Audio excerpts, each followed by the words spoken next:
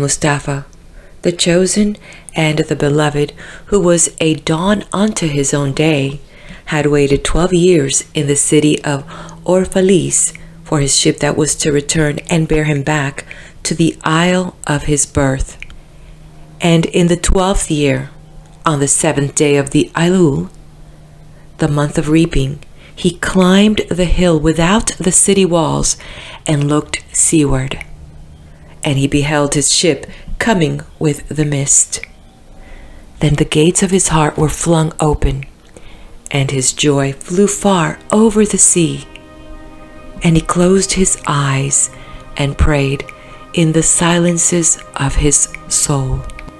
But as he descended the hill, a sadness came upon him, and he thought in his heart, "How shall I go in peace and without sorrow? Nay, not without a wound in the spirit shall I leave this city. Long were the days of pain I have spent within its walls, and long were the nights of aloneness. And who can depart from his pain and his loneliness without regret? Too many fragments of the spirit have I scattered in these streets, and too many are the children of my longing that walk naked among these hills, and I cannot withdraw from them without a burden and an ache. It is not a garment I cast off this day, but a skin that I tear with my own hands. Nor is it a thought I leave behind me, but a heart made sweet with hunger and with thirst.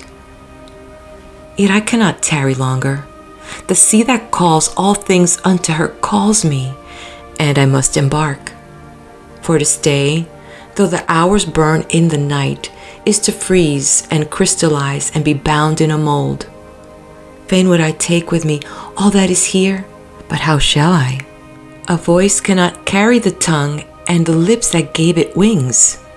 Alone must it seek the ether, and alone and without his nest shall the eagle fly across the sun. Now when he reached the foot of the hill, he turned again towards the sea, and he saw his ship approaching the harbor, and upon her prow the mariners, the man of his own land. And his soul cried out to them, and he said, "Sons of my ancient mother, you riders of the tides, how often have you sailed in my dreams? And now you come in my awakening, which is my deeper dream. Ready am I to go, and my eagerness with sails full set awaits the wind. Only another breath will I breathe in this still air, only another loving look cast backward.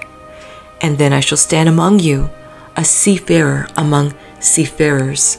And you, vast sea, sleepless mother, who alone are peace and freedom to the river and the stream.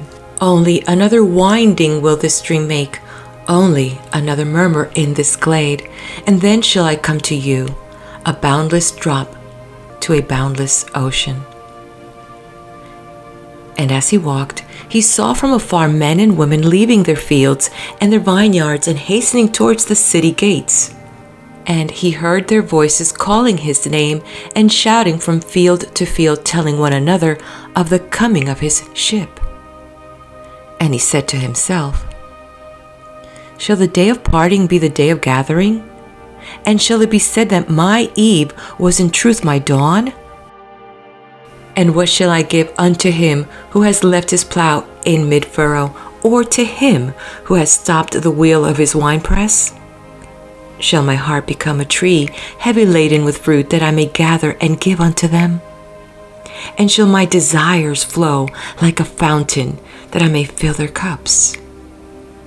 Am I a harp, that the hand of the mighty may touch me, or a flute, that his breath may pass through me?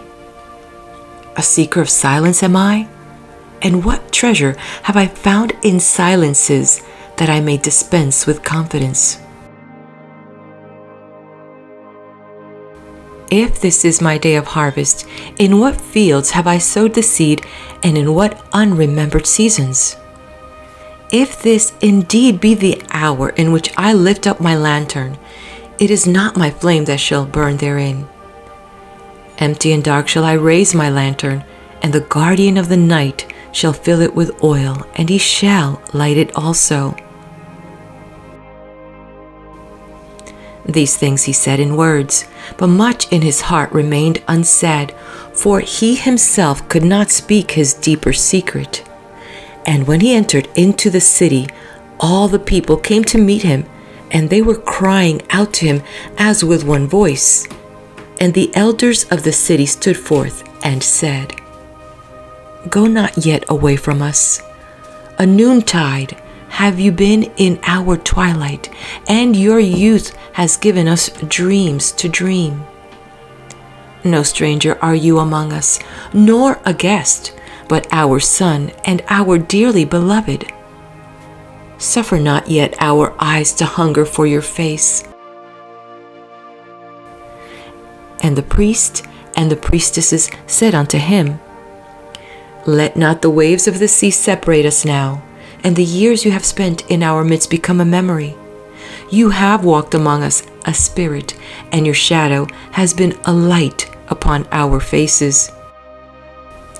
Much have we loved you, but speechless was our love, and with veils has it been veiled. Yet now it cries aloud unto you, and would stand revealed before you. And ever has it been that love knows not its own depth until the hour of separation. And others came also and entreated him, but he answered them not.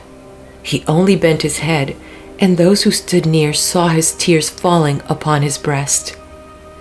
And he and the people proceeded towards the great square before the temple. And there came out of the sanctuary a woman whose name was Almitra, and she was a seeress. And he looked upon her with exceeding tenderness, for it was she who had first sought and believed in him when he had been but a day in their city. And she hailed him, saying, Prophet of God, in quest of the uttermost, long have you searched the distances for your ship, and now your ship has come, and you must needs go. Deep is your longing for the land of your memories, and the dwelling place of your greater desires. And our love would not bind you, nor our needs hold you. Yet this we ask ere you leave us, that you speak to us and give us of your truth. And we will give it unto our children, and they unto their children, and it shall not perish. In your aloneness you have watched with our days, and in your wakefulness you have listened to the weeping and the laughter of our sleep.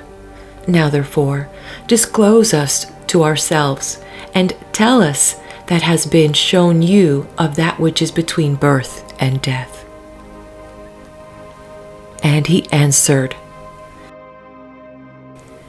People of Orphalese, of what can I speak save of that which is even now moving within your souls? Then said Almitra, Speak to us of love.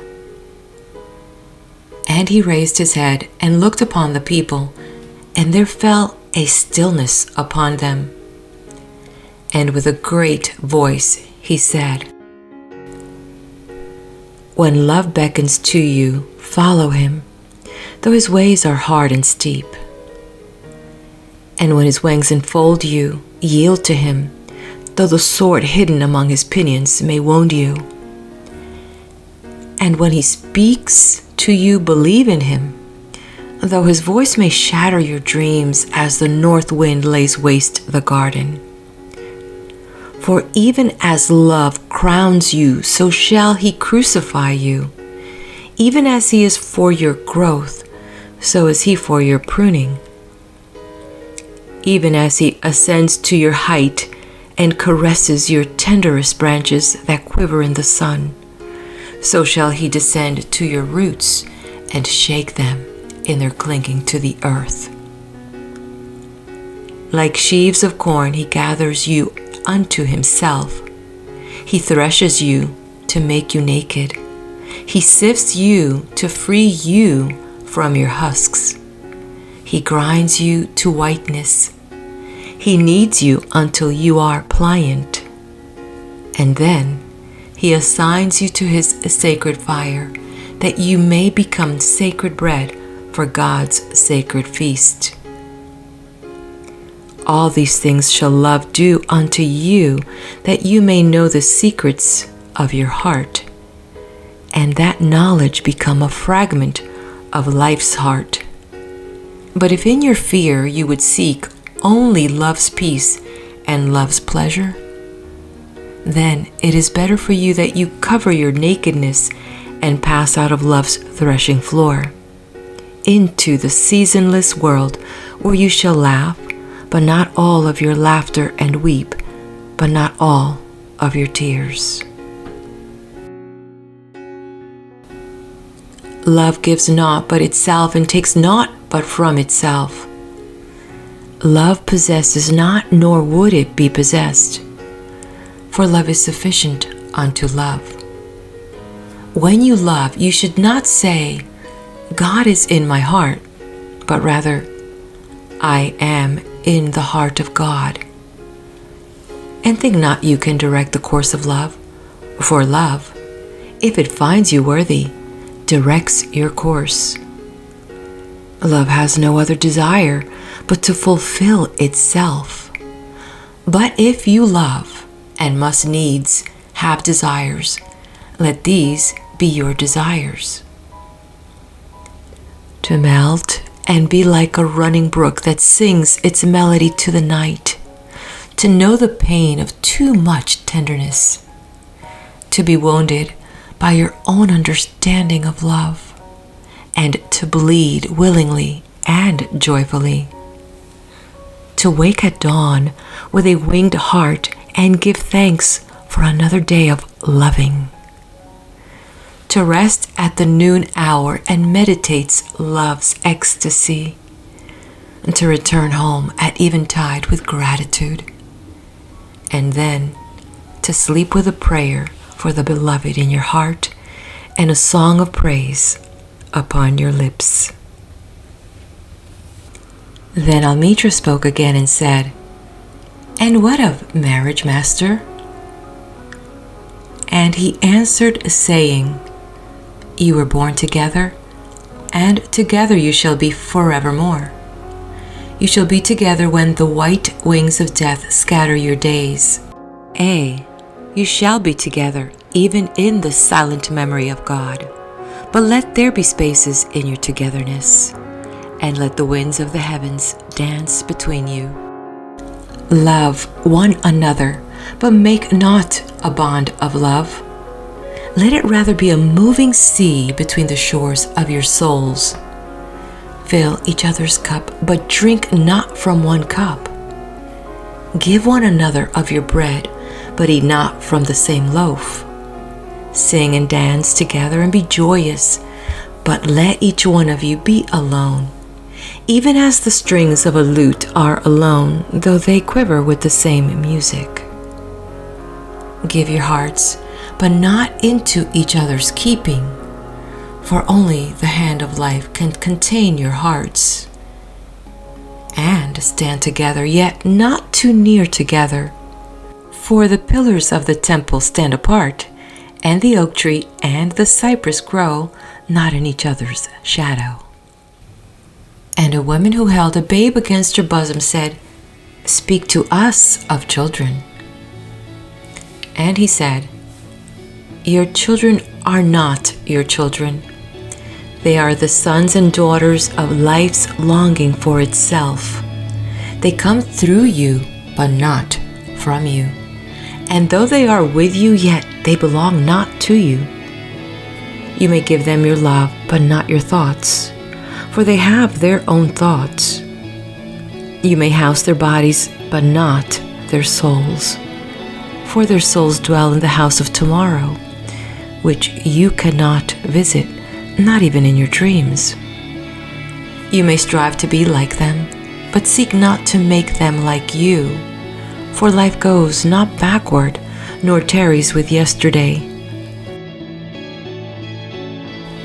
You are the bows from which your children as living arrows are sent forth.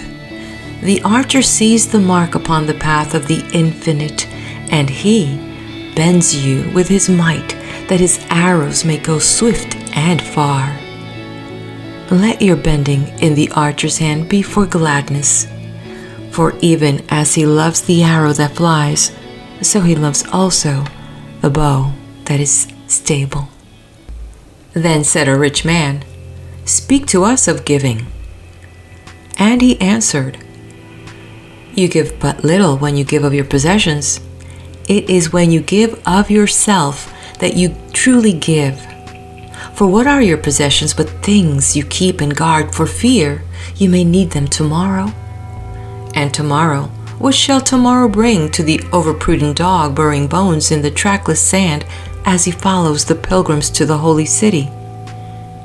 And what is fear of need but need itself? Is not dread of thirst when your well is full, the thirst that is unquenchable? There are those who give little of the much which they have, and they give it for the recognition, and their hidden desire makes their gifts unwholesome. And there are those who have little and give it all. These are the believers in life and the bounty of life, and their coffer is never empty. There are those who give with joy, and that joy is their reward. And there are those who give with pain, and that pain is their baptism. And there are those who give and know not pain in giving, nor do they seek joy, nor give with mindfulness of virtue. They give as in yonder valley the myrtle breathes its fragrance into space. Through the hands of such as these God speaks, and from behind their eyes he smiles upon the earth. It is well to give when asked, but it is better to give unasked, through understanding. And to the open-handed, the search for one who shall receive is joy greater than giving. And is there aught you would withhold? All you have shall some day be given. Therefore give now, that the season of giving may be yours and not your inheritors. You often say, I would give but only to the deserving. The trees in your orchard say not so, nor the flocks in your pasture. They give that they may live, for to withhold is to perish. Surely he who is worthy to receive his days and his nights is worthy of all else from you. And he who has deserved to drink from the ocean of life deserves to fill his cup from your little stream. And what desert greater shall there be than that which lies in the courage and the confidence, nay, the charity of receiving? And who are you that men should rend their bosom and unveil their pride, that you may see their worth naked and their pride unabashed? See first that you yourself deserve to be a giver and an instrument of giving. For in truth it is life that gives unto life, while you, who deem yourself a giver, are but a witness. And you receivers, and you are all receivers, assume no weight of gratitude, lest you lay a yoke upon yourself and upon him who gives.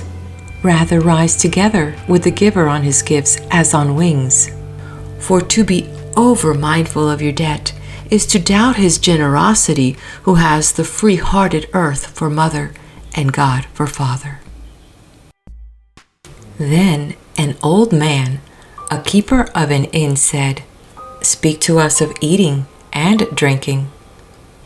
And he said, Would that you could live on the fragrance of the earth, and like an air plant be sustained by the light.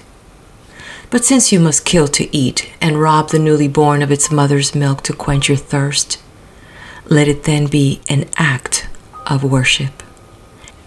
And let your board stand an altar on which the pure and the innocent of forest and plain are sacrificed for that which is pure and still more innocent in man. When you kill a beast, say to him in your heart, By the same power that slays you, I too am slain, and I too shall be consumed, For the law that delivered you into my hand shall deliver me into a mightier hand.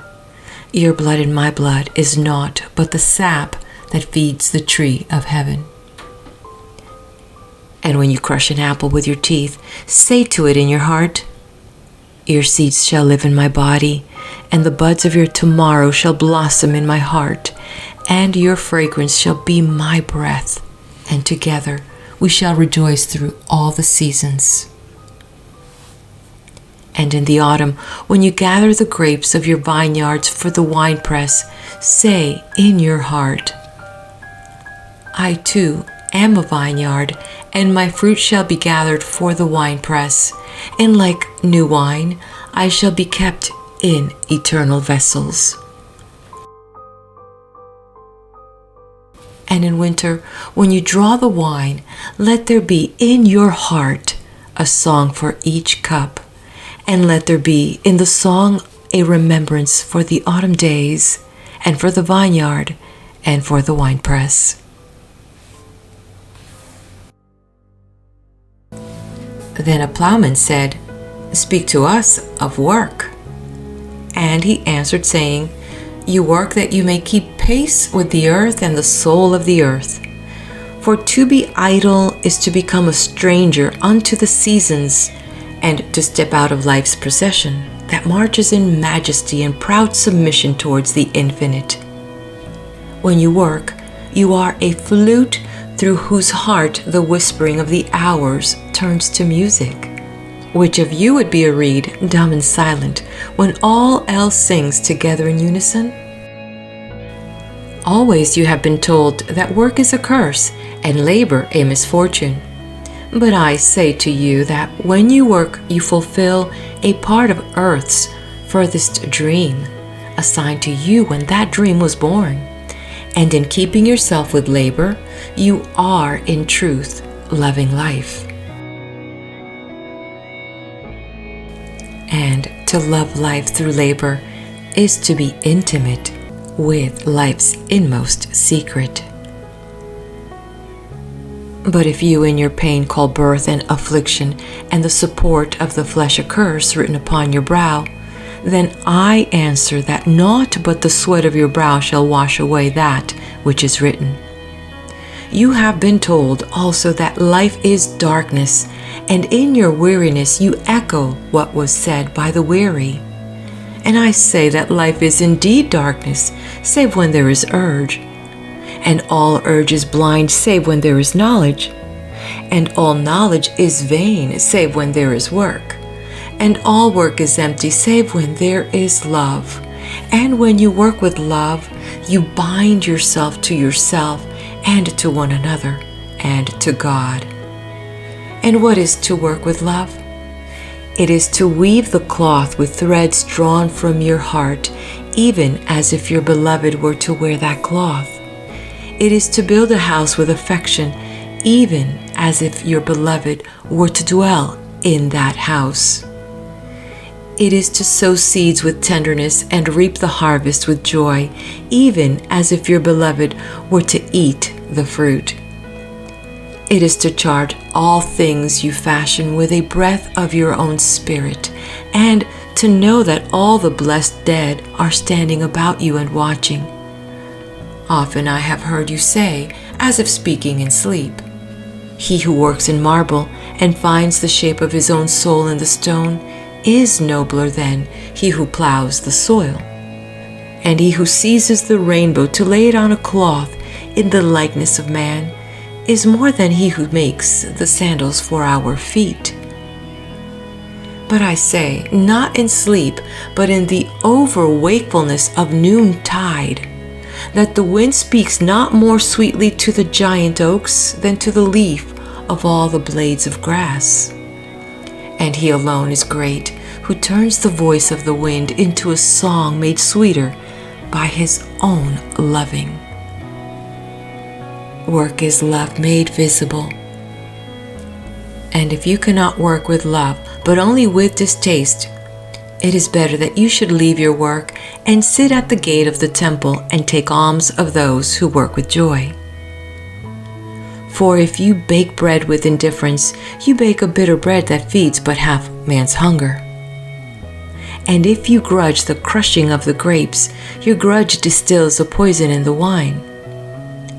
And if you sing, though, as angels, and love not the singing, you muffle man's ears to the voices of the day and the voices of the night.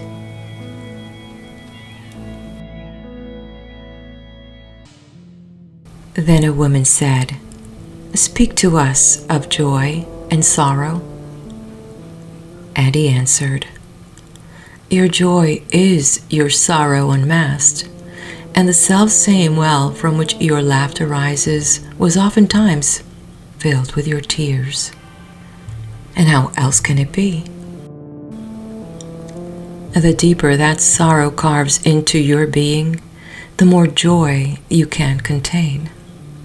Is not the cup that holds your wine the very cup that was burned in the potter's oven? And is it not the lute that soothes your spirit, the very wood that was hollowed with knives? When you are joyous, look deep into your heart, and you shall find it is only that which has given you sorrow that is giving you joy. When you are sorrowful, look again in your heart, and you shall see that in truth you are weeping for that which has been your delight. Some of you say, "Joy is greater than sorrow," and others say, "Nay, sorrow is the greater." But I say unto you, they are inseparable. Together they come, and when one sits alone with you at your board, remember that the other is asleep upon your bed. Verily, you are suspended like scales between your sorrow and your joy. Only when you are empty are you at standstill and balanced. When the treasure keeper lifts you to weigh his gold and his silver, needs must your joy or your sorrow rise or fall. Then a mason came forth and said, "Speak to us of houses." And he answered and said, "Build of your imaginings a bower in the wilderness ere you build a house within the city walls. For even as you have homecomings in your twilight, so has the wanderer in you, the ever distant and alone. Your house is your larger body.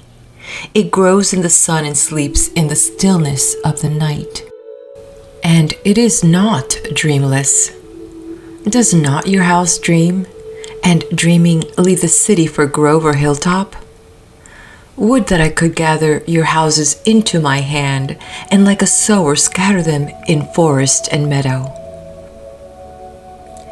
Would the valleys were your streets, and the green paths your alleys, that you might seek one another through vineyards, and come with the fragrance of the earth in your garments.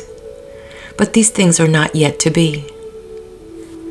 In their fear your forefathers gathered you too near together, and that fear shall endure a little longer. A little longer shall your city walls separate your hearths from your fields. And tell me, people of Orphalese, what have you in these houses, and what is it you guard with fastened doors? Have you peace, the quiet urge that reveals your power? Have you remembrances, the glimmering arches that span the summits of the mind?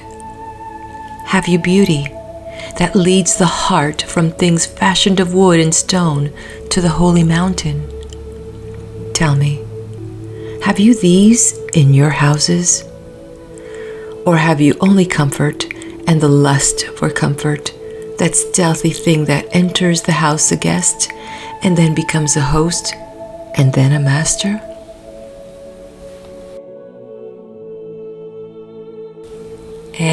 And it becomes a tamer, and with hook and scourge makes puppets of your larger desires. Though its hands are silken, its heart is of iron. It lulls you to sleep only to stand by your bed and jeer at the dignity of the flesh. It makes mock of your sound senses and lays them in thistledown like fragile vessels. Verily, the lust for comfort murders the passion of the soul and then walks grinning in the funeral. But you, children of space, you restless in rest, you shall not be trapped nor tamed. Your house shall not be an anchor but a mast.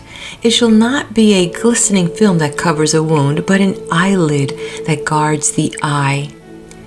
You shall not fold your wings that you may pass through doors, nor bend your heads that they strike not against a ceiling, nor fear to breathe lest walls should crack and fall down. You shall not dwell in tombs made by the dead for the living. And though of magnificence and splendor, your house shall not hold your secret nor shelter your longing. For that which is boundless in you abides in the mansion of the sky, whose door is the morning mist, and whose windows are the songs and the silences of the night.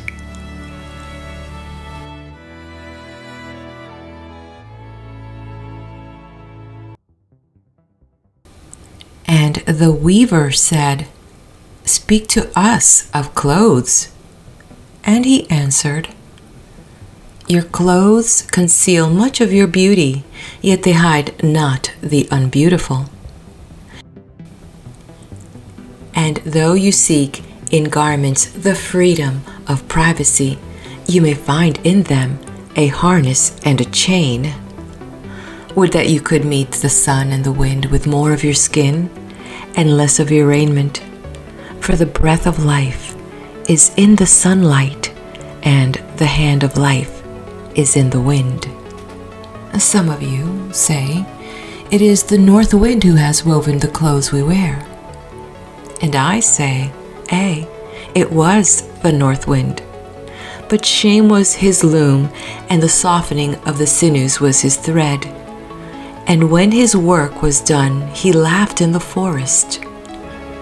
Forget not that modesty is for a shield against the eye of the unclean. And when the unclean shall be no more, what were modesty but a fetter and a fouling of the mind? And forget not that the earth delights to feel your bare feet, and the winds long to play with your hair. And a merchant said, "Speak to us of buying and selling." And he answered and said, "To you the earth yields her fruit, and you shall not want if you but know how to fill your hands. It is in exchanging the gifts of the earth that you shall find abundance and be satisfied. Yet unless the exchange be in love and kindly justice, it will but lead some to greed and others to hunger. When in the marketplace you toilers of the sea and fields and vineyards meet the weavers and the potters and the gatherers of spices, invoke then the master spirit of the earth to come into your midst and sanctify the scales and the reckoning that weighs value against value. And suffer not the barren-handed to take part in your transactions, who would sell their words for your labor. To such men you should say, Come with us to the field, or go with our brothers to the sea, and cast your net. For the land and the sea shall be bountiful to you, even as to us. And if there come the singers and the dancers and the flute players, buy of their gifts also. For they too are gatherers of fruit and frankincense, and that which they bring, though fashioned of dreams, is raiment and food for your soul. And before you leave the marketplace, see that no one has gone his way with empty hands, for the master spirit of the earth shall not sleep peacefully upon the wind, till the needs of the least of you are satisfied.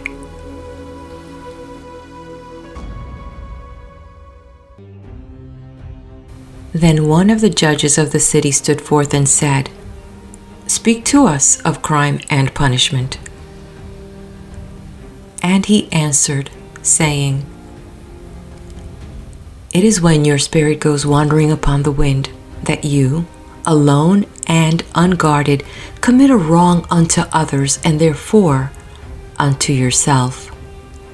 And for that wrong committed must you knock and wait a while unheeded at the gate of the blessed. Like the ocean is your God self. It remains forever undefiled.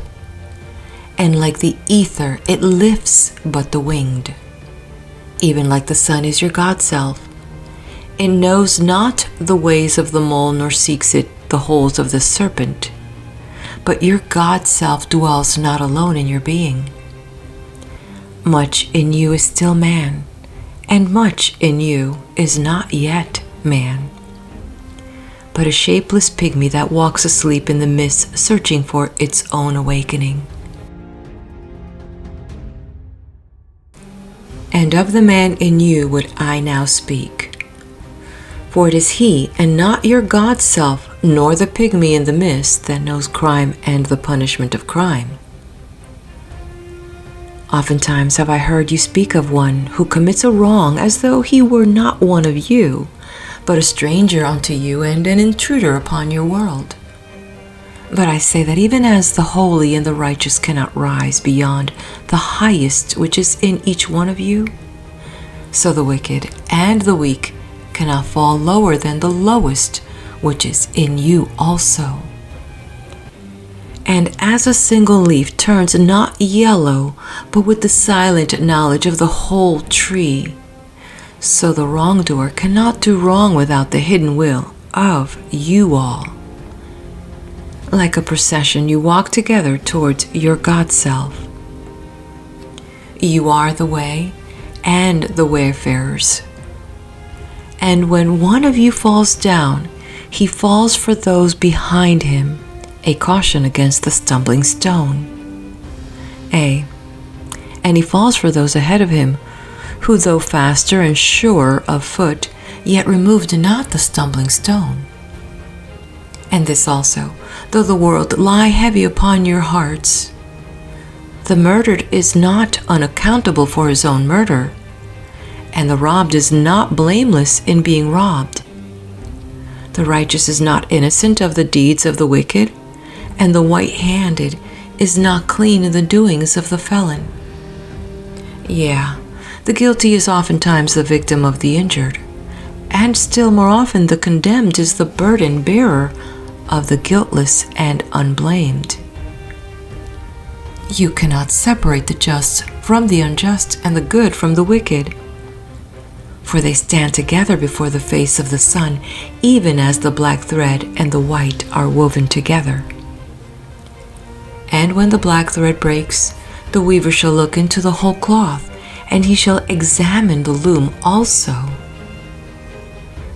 If any of you would bring to judgment the unfaithful wife, let him also weigh the heart of her husband in scales, and measure his soul with measurements. And let him who would lash the offender look unto the spirit of the offended.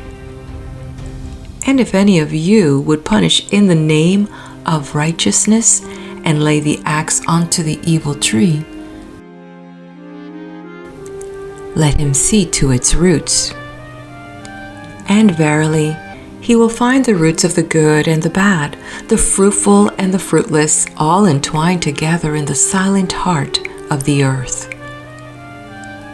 And you, judges, who would be just, what judgment pronounce you upon him who, though honest in the flesh, yet is a thief in spirit? What penalty lay you upon him who slays in the flesh, yet is himself slain in the spirit? And how prosecute you him who in action is a deceiver and an oppressor, yet who also is aggrieved and outraged? And how shall you punish those whose remorse is already greater than their misdeeds? Is not remorse the justice which is administered by that very law which you would fain serve?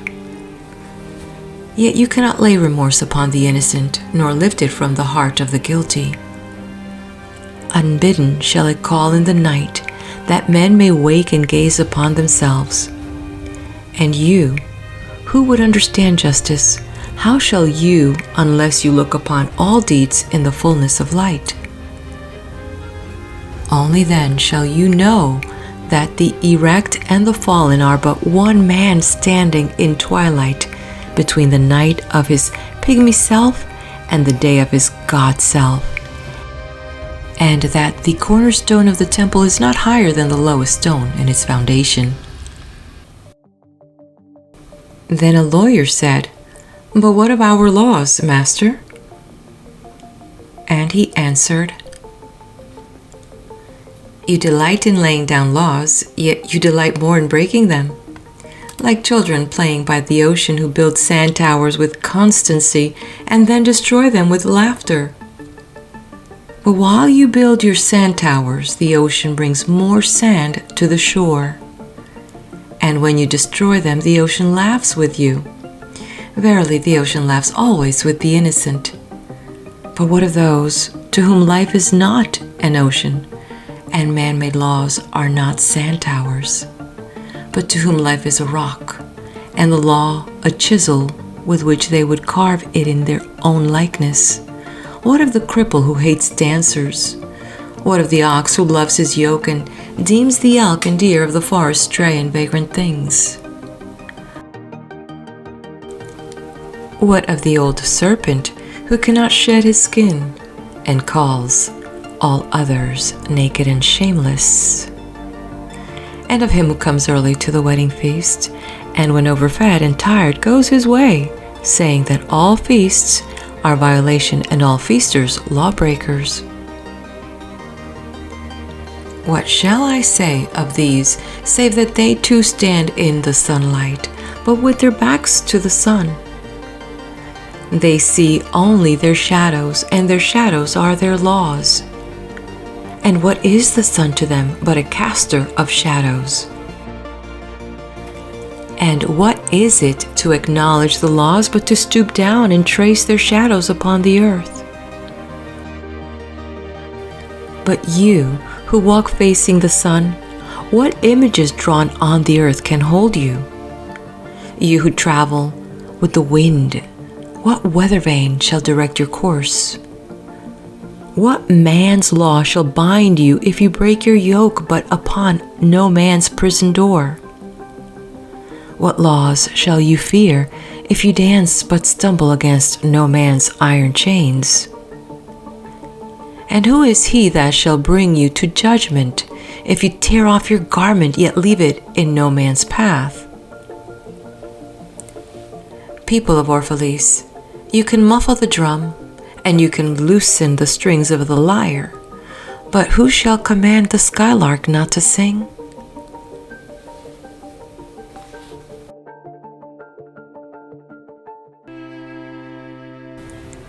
And an orator said, "Speak to us of freedom."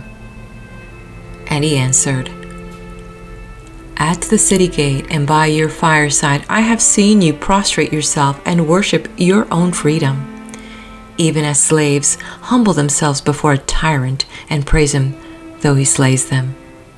In the grove of the temple and in the shadow of the citadel, I have seen the freest among you wear their freedom as a yoke and a handcuff. And my heart bled within me, for you can only be free when even the desire of seeking freedom becomes a harness to you, and when you cease to speak of freedom as a goal and a fulfillment. You shall be free indeed when your days are not without a care, nor your nights without a want and a grief. But rather when these things girdle your life, and yet you rise above them, naked and unbound. And how shall you rise above your days and nights, unless you break the chains which you at the dawn of your understanding have fastened around your noon hour? In truth, that which you call freedom is the strongest of these chains, though its links glitter in the sun and dazzle your eyes. And what is it but fragments of your own self you would discard that you may become free? If it is an unjust law you would abolish, that law was written with your own hand upon your own forehead. You cannot erase it by burning your law books, nor by washing the foreheads of your judges, though you pour the sea upon them. And if it is a despot you would dethrone, see first that his throne erected within you is destroyed. For how can a tyrant rule the free and the proud, but for a tyranny in their own freedom and a shame in their own pride? And if it is a care you would cast off, that card has been chosen by you rather than imposed upon you. And if it is a fear you would dispel, the seat of that fear is in your heart, and not in the hand of the feared. Verily, all things move within your being in constant half embrace, the desired and the dreaded, the repugnant and the cherished, the pursued and that which you would escape. These things move within you as lights and shadows in pairs that cling. And when the shadow fades and is no more, the light that lingers becomes a shadow to another light. And thus your freedom, when it loses its fetters, becomes itself the fetter of a greater freedom.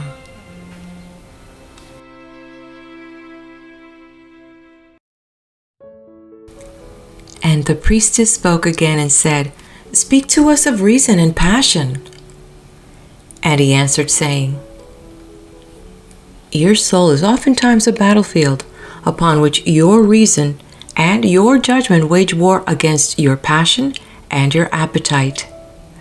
Would that I could be this peacemaker in your soul, that I might turn the discord and the rivalry of your elements into oneness and melody. But how shall I, unless you yourselves be also the peacemakers, nay, the lovers of all your elements?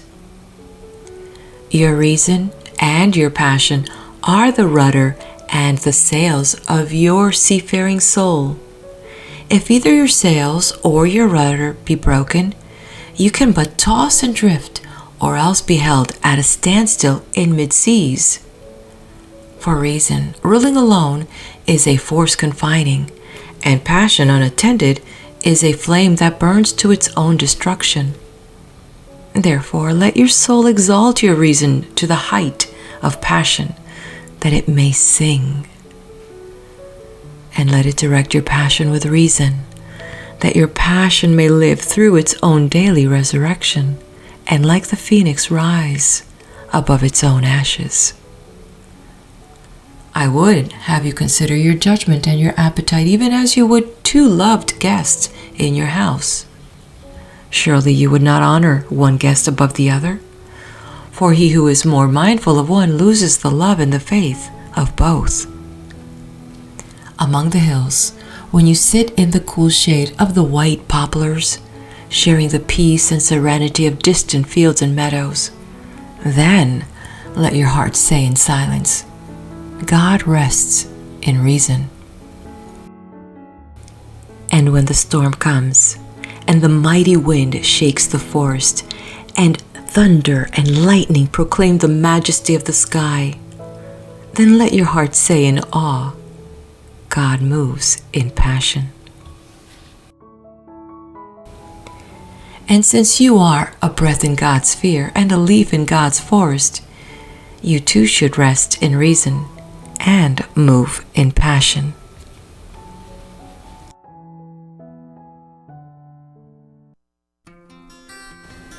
And a woman spoke, saying, Tell us of pain.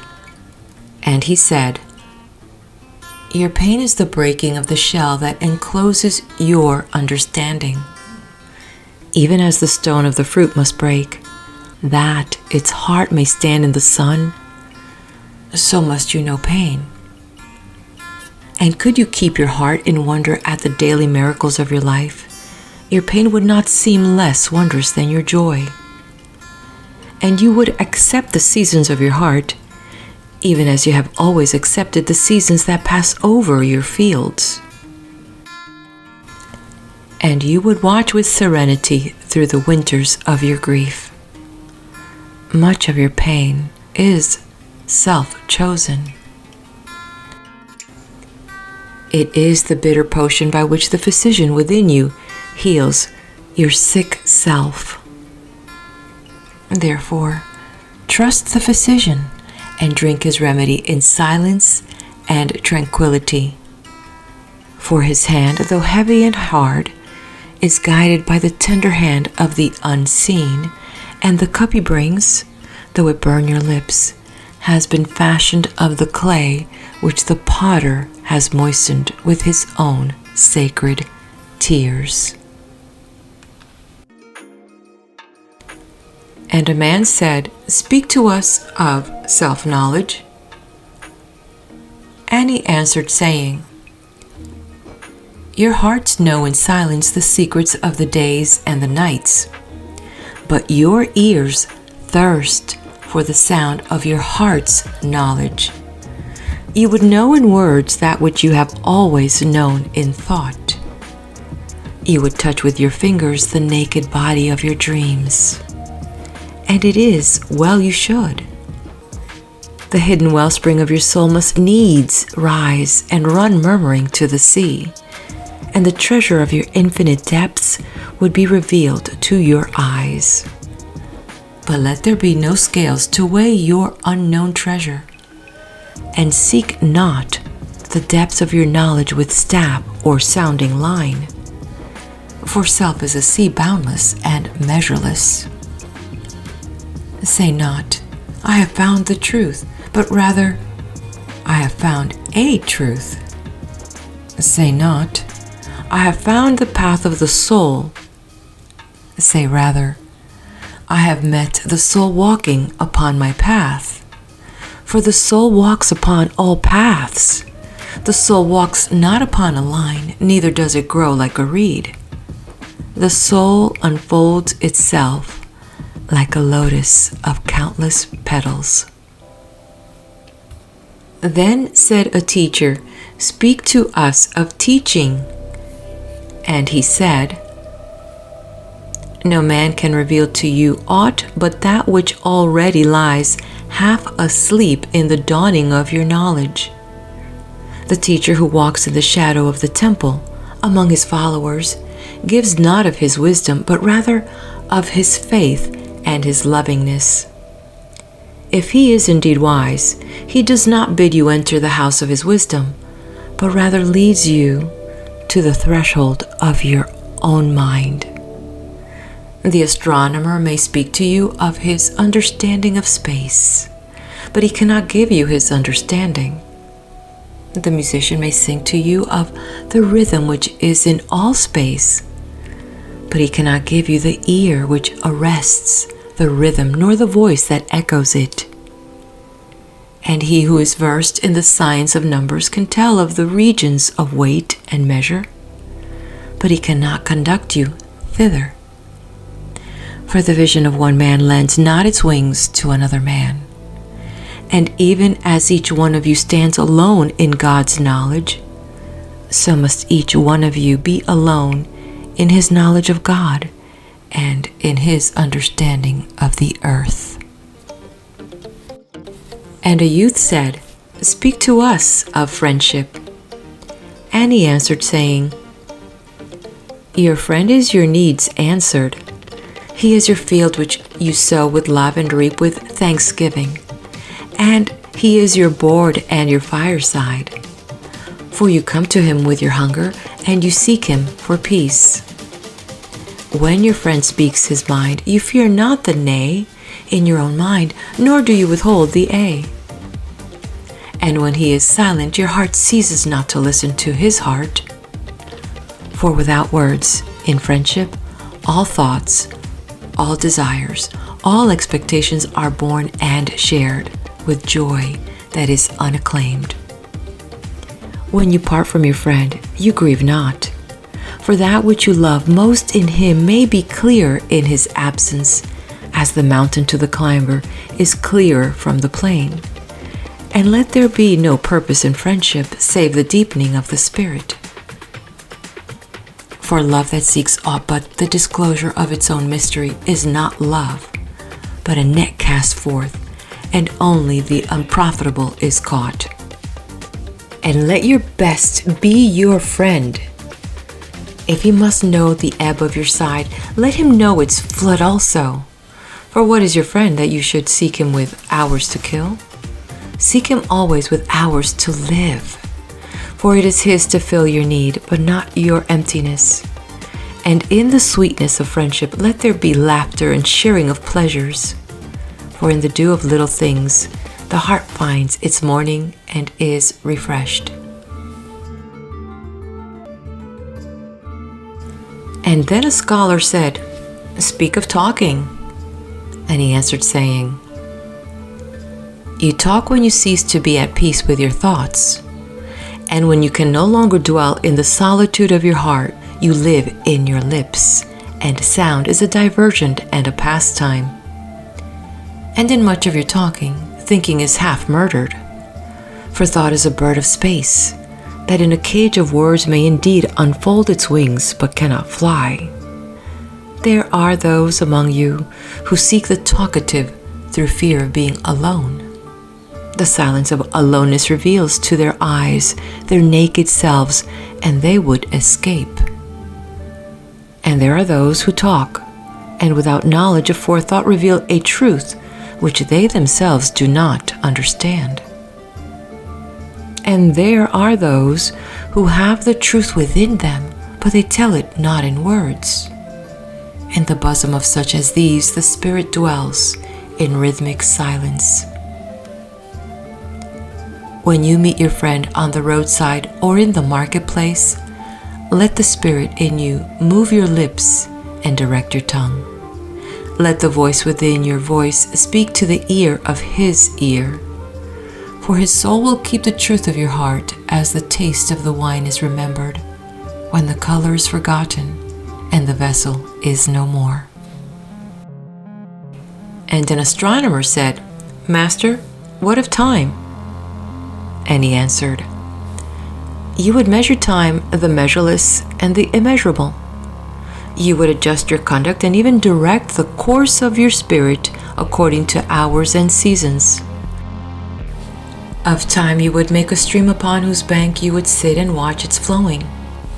Yet the timeless in you is aware of life's timelessness and knows that yesterday is but today's memory and tomorrow is today's dream. And that which sings and contemplates in you is still dwelling within the bounds of that first moment which scattered the stars into space. Who among you does not feel that his power to love is boundless? And yet who does not feel that very love, though boundless, encompassed within the center of his being, and moving not from love thought to love thought, nor from love deeds to other love deeds? And is it not time, even as love is, undivided and paceless? But if in your thought you must measure time into seasons, let each season encircle all the other seasons, and let today embrace the past with remembrance and the future with longing. And one of the elders of the city said, "Speak to us of good and evil." And he answered, "Of the good in you I can speak, but not of the evil. For what is evil but good tortured by its own hunger and thirst? Verily, when good is hungry, it seeks food even in dark caves, and when it thirsts, it drinks even of dead waters. You are good when you are one with yourself. Yet, when you are not one with yourself, you are not evil. For a divided house is not a den of thieves, it is only a divided house. And a ship without rudder may wander aimlessly among perilous isles, yet sink not to the bottom. You are good when you strive to give of yourself. Yet you are not evil when you seek gain for yourself. For when you strive for gain, you are but a root that clings to the earth and sucks at her breast. Surely the fruit cannot say to the root, "Be like me, ripe and full, and ever giving of your abundance." For to the fruit giving is a need, as receiving is a need to the root. You are good when you are fully awake in your speech. Yet you are not evil when you sleep while your tongue staggers without purpose. And even stumbling speech may strengthen a weak tongue. You are good when you walk to your goal firmly and with bold steps. Yet you are not evil when you go thither limping. Even those who limp go not backward.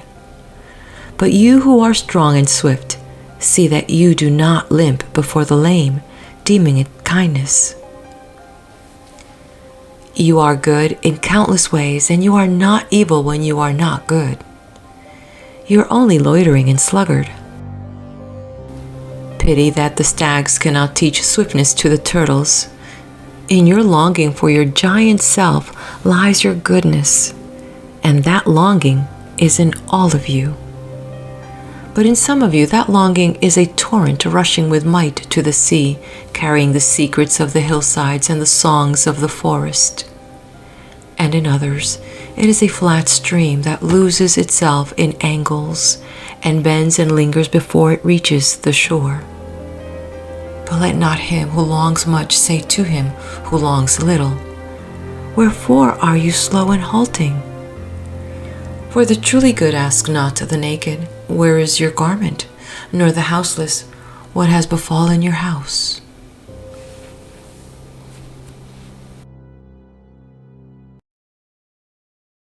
Then a priestess said, "Speak to us of prayer." And he answered, saying, "You pray in your distress and in your need. Would that you might pray also in the fullness of your joy and in your days of abundance. For what is prayer but the expansion of yourself into the living ether? And if it is for your comfort to pour your darkness into space, it is also for your delight to pour forth the dawning of your heart. And if you cannot but weep when your soul summons you to prayer, she should spur you again and yet again, though weeping until you shall come laughing. When you pray, you rise to meet in the air those who are praying at that very hour, and whom save in prayer you may not meet. Therefore, let your visit to that temple invisible be for naught but ecstasy and sweet communion. For if you should enter the temple for no other purpose than asking, you shall not receive. And if you should enter into it to humble yourself, you shall not be lifted. Or even if you should enter into it to beg for the good of others, you shall not be heard. It is not that you enter the temple invisible. I cannot teach you how to pray in words. God listens not to your words, save when He Himself utters them through your lips. And I cannot teach you the prayer of the seas and the forest and the mountains.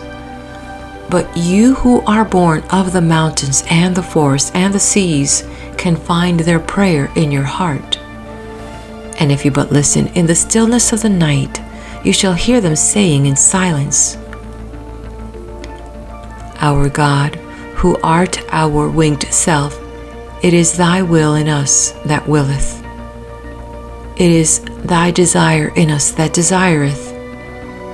It is thy urge in us that would turn our nights, which are thine, into days which are thine also.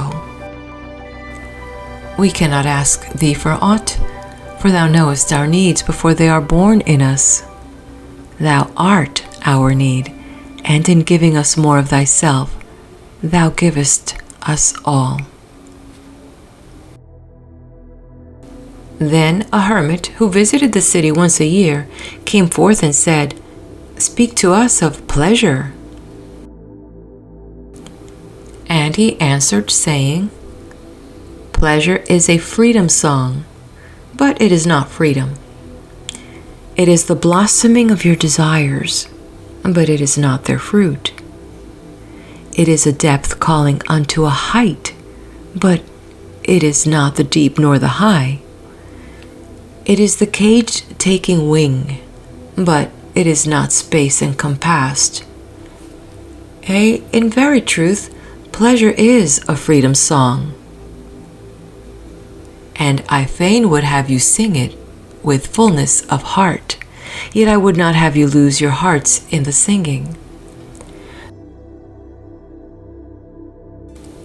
Some of your youth seek pleasure as if it were all, and they are judged and rebuked. I would not judge nor rebuke them.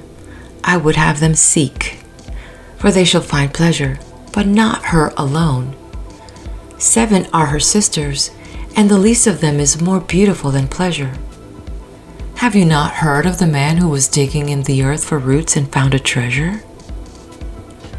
And some of your elders remember pleasures with regret, like wrongs committed in drunkenness. But regret is the beclouding of the mind, and not its chastisement. They should remember their pleasures with gratitude, as they would the harvest of a summer. Yet if it comforts them to regret, let them be comforted. And there are among you those who are neither young to seek nor old to remember.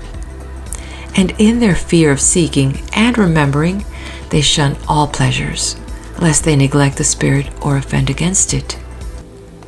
But even in their foregoing is their pleasure.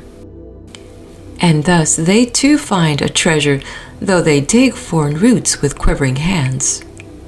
But tell me, who is he that can offend the spirit? Shall the nightingale offend the stillness of the night, or the firefly the stars? And shall your flame or your smoke burden the wind?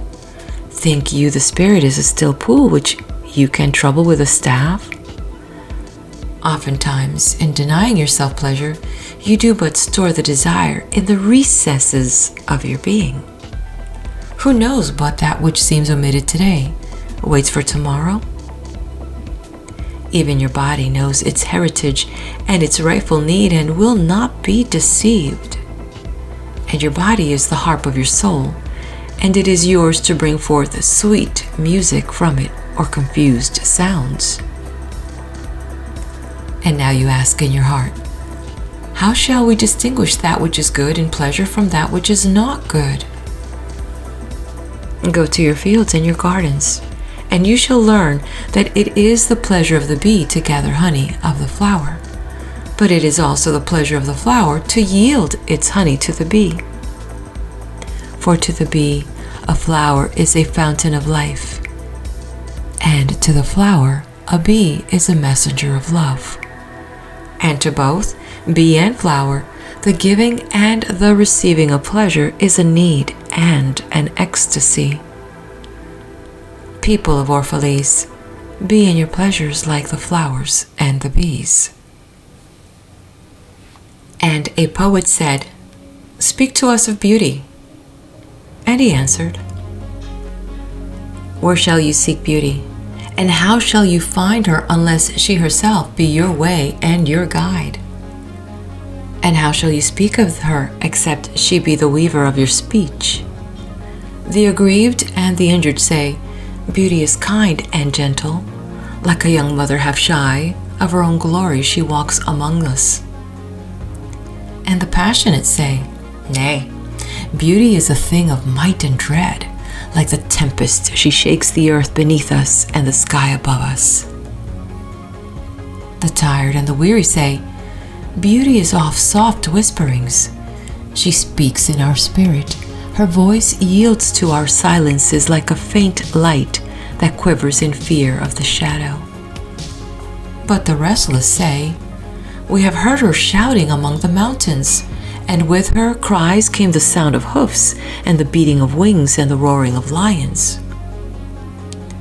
At night, the watchmen of the city say, Beauty shall rise with the dawn from the east. And at noontide, the toilers and the wayfarers say, We have seen her leaning over the earth from the windows of the sunset. In the winter say the snowbound, She shall come with the spring leaping upon the hills. And in the summer heat the reapers say, we have seen her dancing with the autumn leaves, and we saw a drift of snow in her hair. All these things have you said of beauty, yet in truth you spoke not of her, but of needs unsatisfied. And beauty is not a need, but an ecstasy. It is not a mouth thirsting nor an empty hand stretched forth, but rather a heart enflamed and a soul enchanted. It is not the image of you would see nor the song you would hear, but rather an image you see though you close your eyes, and a song you hear though you shut your ears. It is not the sap within the furrowed bark, nor a wing attached to a claw, but rather a garden forever in bloom, and a flock of angels forever in flight.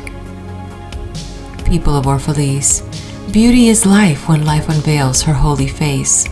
But you are life, and you are the veil. Beauty is eternity gazing at itself in a mirror. But you are eternity, and you are the mirror.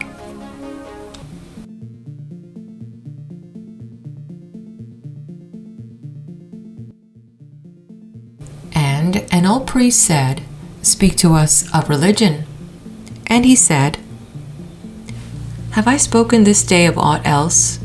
Is not religion all deeds and all reflection?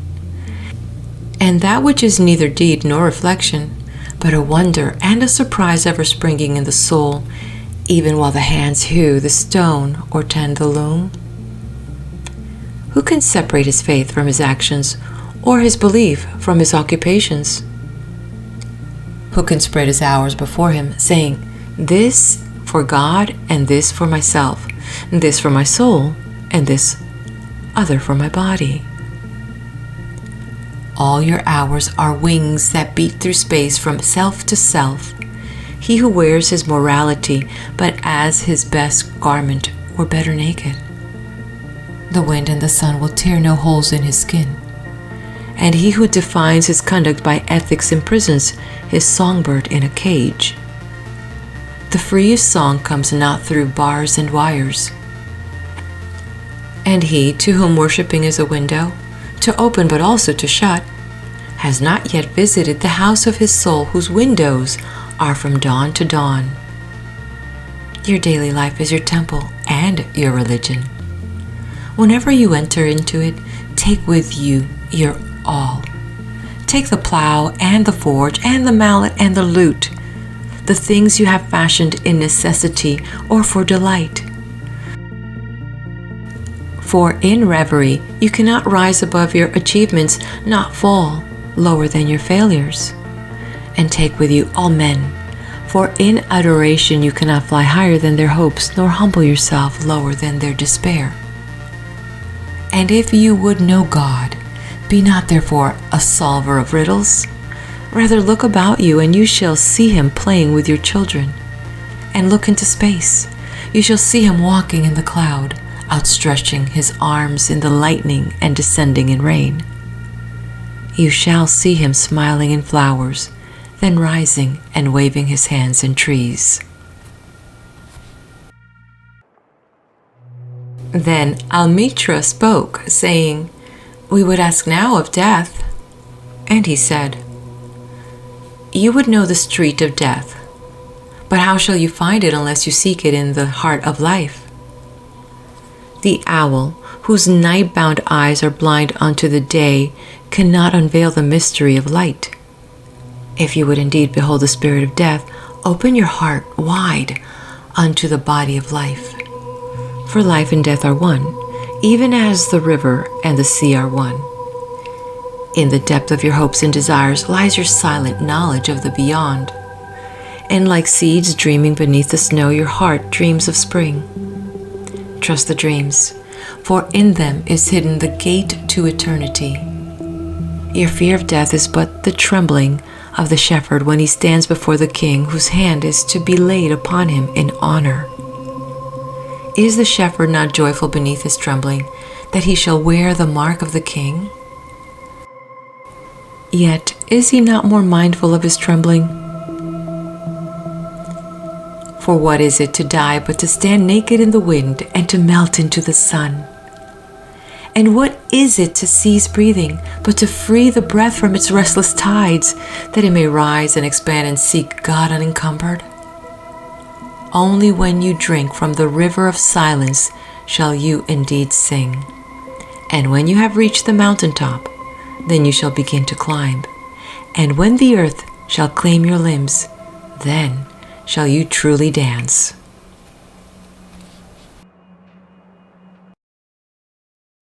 And now it was evening, and Almitra the seeress said, Blessed be this day, and this place, and your spirit that has spoken.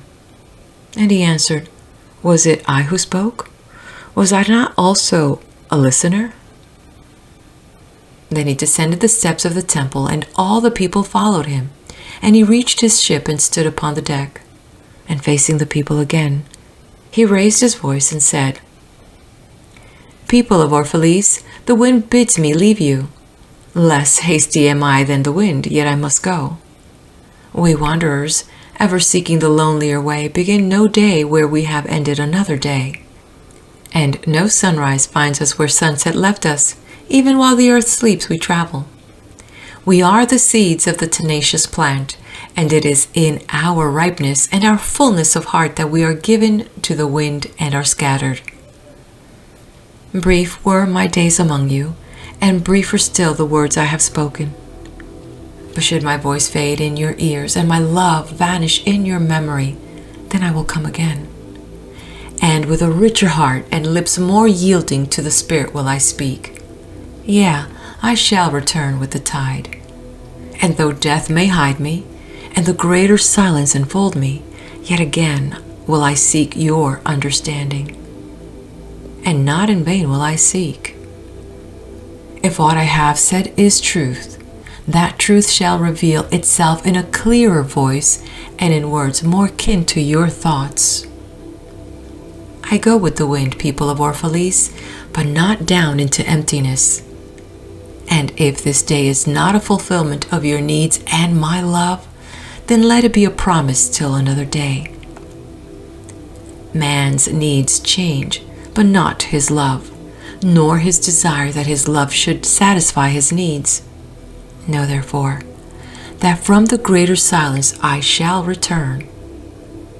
The mist that drifts away at dawn, leaving but dew in the fields, shall rise and gather into a cloud and then fall down in rain. And not unlike the mist have I been.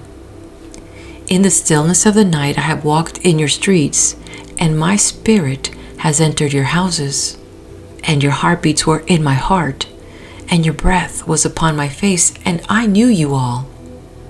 Ay, I knew your joy and your pain, and in your sleep your dreams were my dreams. And oftentimes I was among you, a lake among the mountains. I mirrored the summits in you and the bending slopes, and even the passing flocks of your thoughts and your desires. And to my silence came the laughter of your children in streams, and the longing of your youths in rivers. And when they reached my depth, the streams and the rivers ceased not yet to sing. But sweeter still than laughter and greater than longing came to me. It was the boundless in you, the vast man in whom you are all but cells and sinews, he in whose chant all your singing is but a soundless throbbing.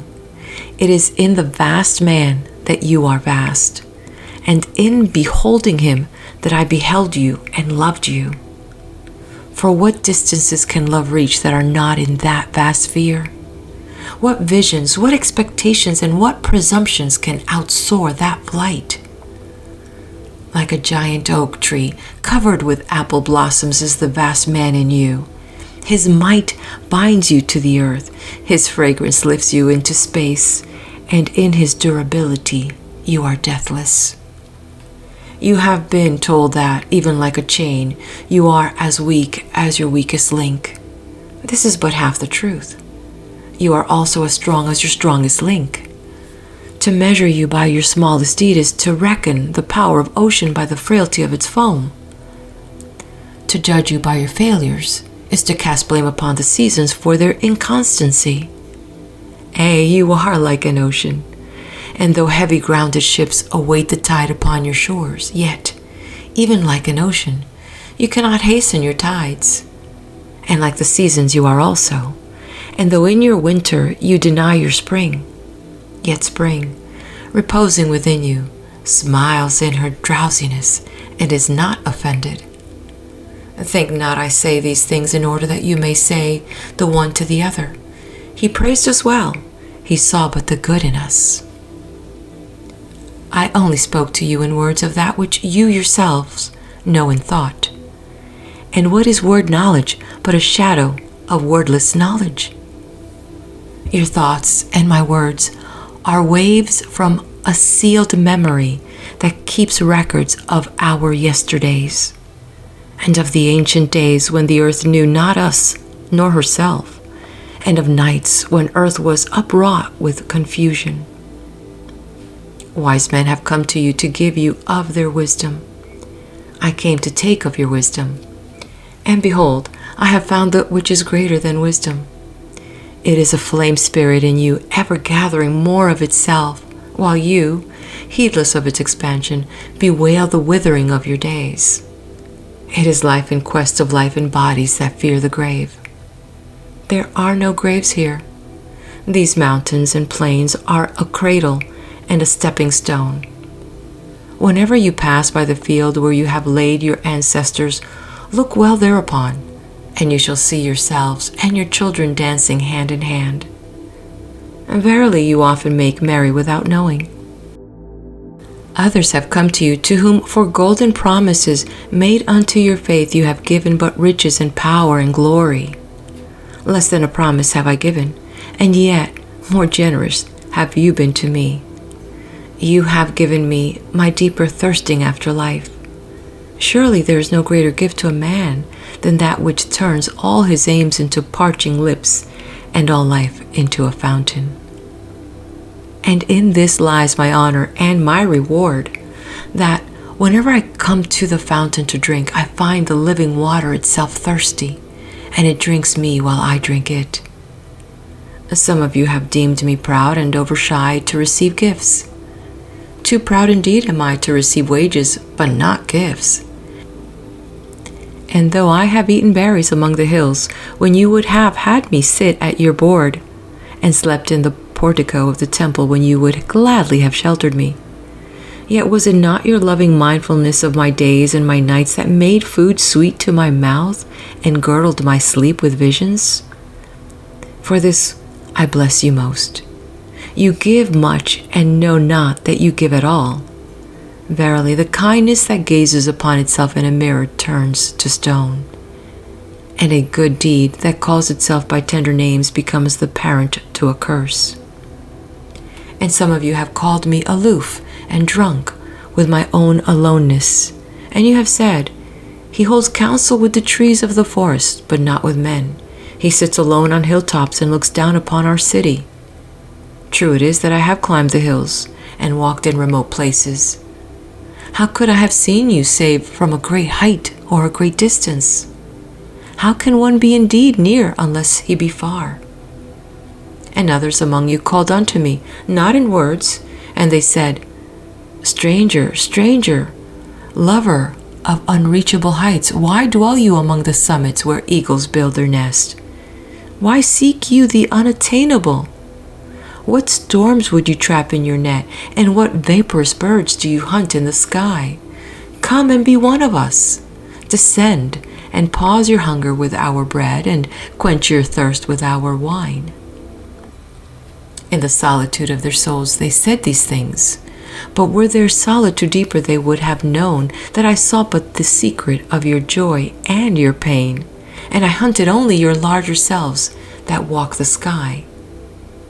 But the hunter was also the hunted, for many of my arrows left my bow only to seek my own breast, and the flyer was also the creeper, for when my wings were spread in the sun, the shadow upon the earth was a turtle, and I, the believer, was also the doubter. For often have I put my finger in my own wound, that I might have the greater belief in you and the greater knowledge of you. And it is with this belief and this knowledge that I say, you are not enclosed within your bodies, nor confined to houses or fields. That which is you dwells above the mountain and roves with the wind. It is not a thing that crawls into the sun for warmth or digs holes into darkness for safety, but a thing free, a spirit that envelops the earth and moves in the ether. If these be vague words, then seek not to clear them. Vague and nebulous is the beginning of all things, but not their end, and I fain would have you remember me as a beginning. Life, and all that lives, is conceived in the mist, and not in the crystal. And who knows but a crystal is mist in decay? This would I have you remember in remembering me. That which seems most feeble and bewildered in you is the strongest and most determined. Is it not your breath that has erected and hardened the structure of your bones? And is it not a dream which none of you remember having dreamt that builded your city and fashioned all there is in it? Could you but see the tides of that breath, you would cease to see all else. And if you could hear the whispering of the dream, you would hear no other sound. But you do not see, nor do you hear, and it is well. The veil that clouds your eyes shall be lifted by the hands that wove it, and the clay that fills your ears shall be pierced by those fingers that kneaded it, and you shall see, and you shall hear. Yet you shall not deplore having known blindness, nor regret having been deaf. For in that day you shall know the hidden purposes in all things. And you shall bless darkness as you would bless light. After saying these things, he looked about him, and he saw the pilot of his ship standing by the helm and gazing now at the full sails and now at the distance. And he said, Patient over patient is the captain of my ship. The wind blows, and restless are the sails. Even the rudder begs direction. Yet quietly my captain awaits my silence. And these, my mariners, who have heard the choir of the greater sea, they too have heard me patiently. Now they shall wait no longer. I am ready. The stream has reached the sea, and once more the great mother holds her son against her breast. Fare you well, people of Orphalese. This day has ended. It is closing upon us, even as the water lily upon its own tomorrow.